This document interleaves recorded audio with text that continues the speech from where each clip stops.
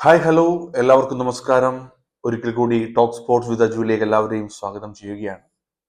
വളരെ ഡ്രമാറ്റിക് ആയ ഒരു ചാമ്പ്യൻസ് ലീഗ് രാത്രി തന്നെയായിരുന്നു ഇന്നലെ. വളരെ ഗംഭീരമായ മത്സരങ്ങൾ നിറഞ്ഞ ഒരു രാത്രി. അതിൽ എടുത്തു പറയേണ്ട ഏറ്റവും ഹൈ ഇന്റൻസിറ്റി ഫുട്ബോൾ നടന്ന ഒരു മത്സരമാണ് ലിവർപൂൾ PSG മത്സരം. ലിവർപൂളിന്റെ ഹോം മൈതാനമായ ആൻഫീൽഡിലായിരുന്നു ആ മത്സരം.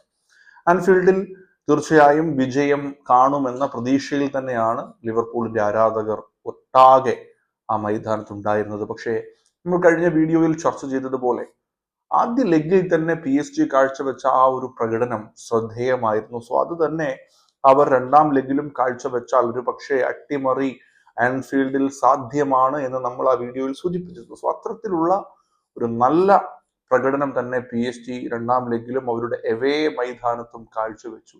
അത് അവരെ അവരുടെ ക്വാർട്ടർ ഫൈനൽ പ്രവേശനത്തിലേക്ക്, ചാമ്പ്യൻസ് ലീഗിലേക്ക് കൊണ്ടെത്തിക്കുകയാണ്. ചരിത്ര നേട്ടമാണ്. കാരണം ആൻഫീൽഡിൽ വന്ന് അഗ്രിഗേറ്റിൽ ഒരു ഗോളിന് പിന്നിൽ നിന്നതിന് ശേഷം തൊട്ടടുത്ത സെക്കൻഡ് ലെഗിൽ ആൻഫീൽഡിൽ വന്ന് അത് തിരിച്ചടിച്ച് ഈക്വലൈസ് ചെയ്യുന്നു.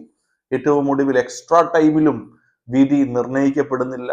പെനാൽറ്റി ഷൂട്ട് ഔട്ടിലേക്ക് പോകുന്നു. അവിടെയാണ് കളിയിലെ താരമായ ഡൊണാറുമ PSG രക്ഷകനായി അവതരിക്കുന്നത്. കളിയിൽ ഒട്ടാകെ നമ്മൾ ആദ്യം എടുത്തു പറയേണ്ട പേര് ശരിക്കും ഉസ്മാൻ ഡംബല്ലെ തന്നെയാണ്. കാരണം അദ്ദേഹത്തിന്റെ 2025 സീസണിലെ ഫോം അദ്ദേഹം തുടരുക തന്നെ ചെയ്യുന്നു. അദ്ദേഹത്തിന്റെ 2025 ഫോമിന്റെ കണക്കുകൾ ഞാനൊന്ന് പരിശോധിച്ചപ്പോൾ 21 ഗോളുകൾ അദ്ദേഹം 2025 നേടിയെടുത്തിട്ടുണ്ട് എന്ന് കൂടി ആലോചിക്കുക. സോ അതേ ഫോം അദ്ദേഹം തുടർന്നു എന്നുള്ളത് കൂടിയാണ് അഗ്രിഗേറ്റിൽ ഒരു ഗോളിന് ലീഡിൽ നിന്ന ലിവർപൂളിനെതിരെ ഒരു ഗോൾ തിരിച്ചടിച്ച് PSG തുല്യതയിൽ എത്തിച്ചത്. സോ അതിനുശേഷം എക്സ്ട്രാ ടൈമും കടന്നുപോയി പെനാൽറ്റി ഷൂട്ട് ഔട്ടിലേക്ക് എത്തുന്നു.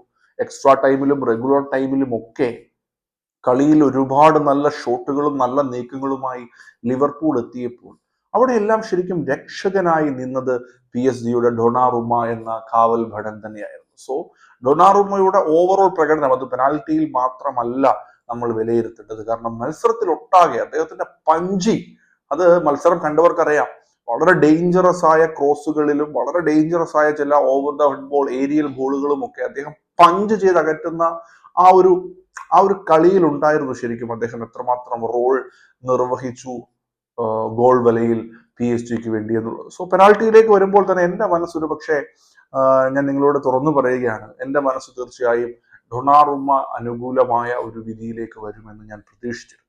നമ്മൾ ഒരിക്കലും അലിസൺ ബക്കർ പോലൊരു വേൾഡ് ക്ലാസ് ഗോൾ കീപ്പറെ കുറച്ച് കാണുന്നതല്ല. പക്ഷേ ഡൊണാറുമയ്ക്ക് ആ കളിയിൽ നിന്നും ഒട്ടാകെ നേടിയെടുക്കാൻ സാധിച്ച ഒരു ആത്മവിശ്വാസം അത്രമാത്രമായിരുന്നു. സോ അങ്ങനെ പെനാൽറ്റിയിലേക്ക് വരുന്നു.